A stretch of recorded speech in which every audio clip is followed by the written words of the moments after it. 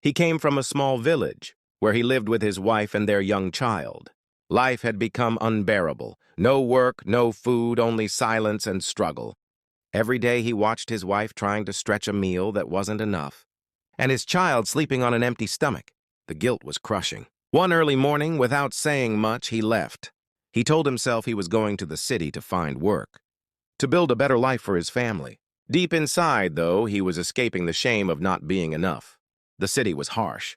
No job, no shelter, no one to care. He wandered for days, sleeping on benches and waking up to the noise of strangers. His phone rang constantly, his wife calling again and again, but he couldn't answer. He didn't know what to say.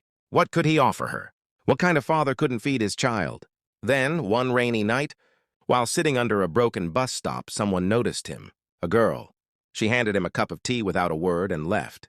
The next day, she returned. Slowly, she began to talk to him.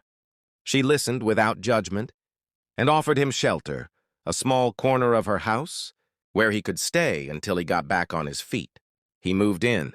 She helped him find a small job, something humble but enough to eat and survive.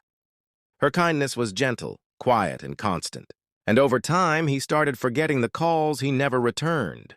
He told himself it was all temporary. But the warmth of comfort and attention began to replace the memory of the cries he once ignored. Days turned into weeks and weeks into months.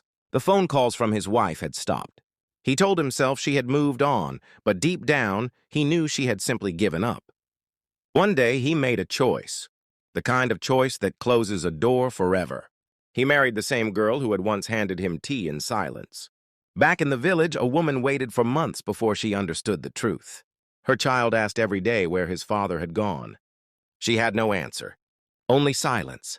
The same silence her husband once found comfort in, far away from home. And that is how one man, in search of a future, chose a different path, leaving behind a family that only ever asked for his presence.